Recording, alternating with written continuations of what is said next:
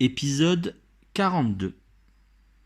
Ce que Thésée venait de voir dépassait l'imagination. Le Minotaure était doté d'une énorme tête de taureau posée sur un corps d'homme. Une longue chevelure broussailleuse lui descendait jusqu'au milieu du dos. Il avait des muscles si saillants qu'on aurait dit une cuirasse. Malgré sa répulsion, Thésée ne put s'empêcher d'éprouver une sorte de fascination pour le monstre, comme il avait admiré le taureau blanc de Marathon, le père du Minotaure, avant de le vaincre. Mais ce qui impressionna surtout Thésée, ce fut les deux énormes cornes que le Minotaure était en train d'affûter. Il frottait ses cornes contre la paroi rocheuse, frottait. Des étincelles parfois en jaillissaient.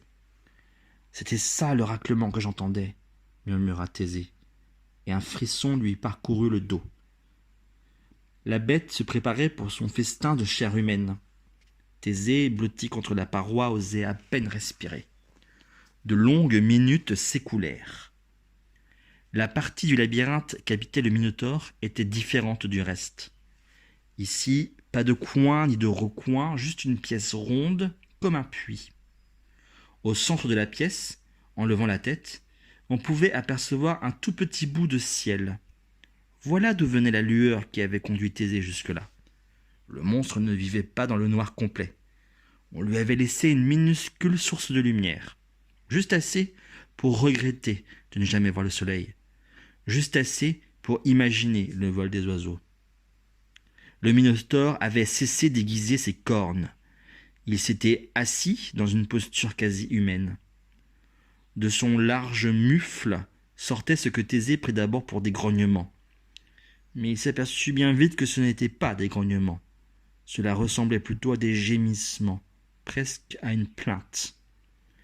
Le Minotaure laissait le menton de sa monstrueuse tête reposer sur sa poitrine. Il avait l'air de pleurer.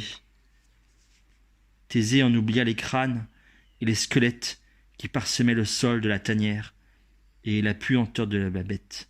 Il en oublia même d'avoir peur. Il fut soudain pris d'une immense pitié pour ce monstre. Les paroles de Nausithoos, le vieux marin, lui revinrent en mémoire. « N'oublie jamais, toi qui parles affronter, la grande douleur et l'immense solitude du Minotaure. C'est de vivre dans une prison qui a fait de lui un monstre, et pas l'inverse. » Parce qu'il était né différent, le Minotaure avait été condamné à vie à cet enfermement.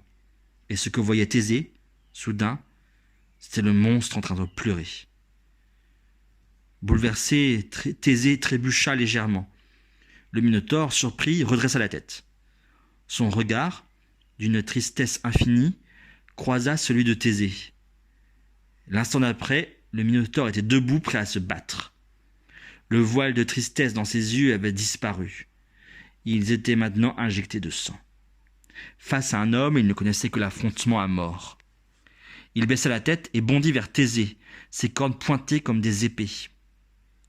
Thésée n'eut que le temps de se jeter sur le côté pour éviter de se faire embrocher. Le Minotaure se retourna et se rua à nouveau sur lui. Il poussait des mugissements sauvages. Toute trace d'humanité l'avait quitté. Thésée chercha longtemps à éviter leur corps à corps. Quelque chose en lui se refusait au combat. Il se contentait d'esquiver les assauts du Minotaure, sans le frapper.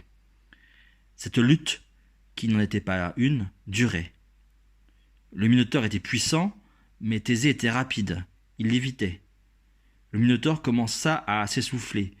Peu à peu, il chargea moins furieusement. C'est alors que se produisit un événement tout à fait extraordinaire. Brusquement, le Minotaure cessa ses attaques.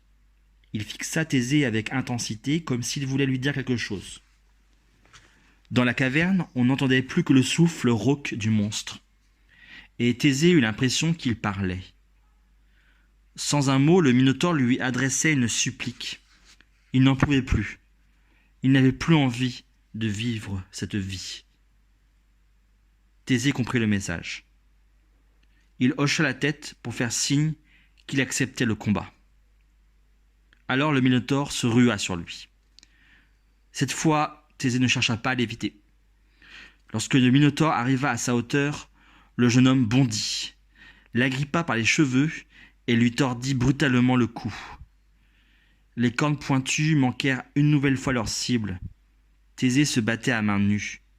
Il se mit à frapper le monstre juste entre les deux cornes. Une pluie de coups de poing de plus en plus violents. Thésée frappait comme si le Minotaure lui avait transmis sa propre sauvagerie. Le Minotaure ne se dégagea pas. Il poussa un mugissement de bête blessée et s'affaissa sur le sol. Thésée crut voir de la reconnaissance dans son regard. Mais peut-être l'espérait-il seulement. Le Minotaure ferma les yeux pour toujours. Thésée fut pris de vertige. Il avait le goût âcre de la mort dans la bouche. « Plus jamais » murmura-t-il, « plus jamais » Il se jeta au sol prostré. Combien de temps Thésée resta-t-il ainsi couché à côté du corps du Minotaure? Nul ne le sait. Lorsqu'il rouvrit les yeux, tout était sombre autour de lui, la nuit était tombée. Pour se rassurer, le jeune homme toucha machinalement son poignet. Hélas, sous ses doigts, il n'y avait rien. Fébrilement, il chercha le fil qu'Ariane avait pourtant noué autour de ce poignet. En vain. Pendant le combat contre le Minotaure, le fil s'était rompu.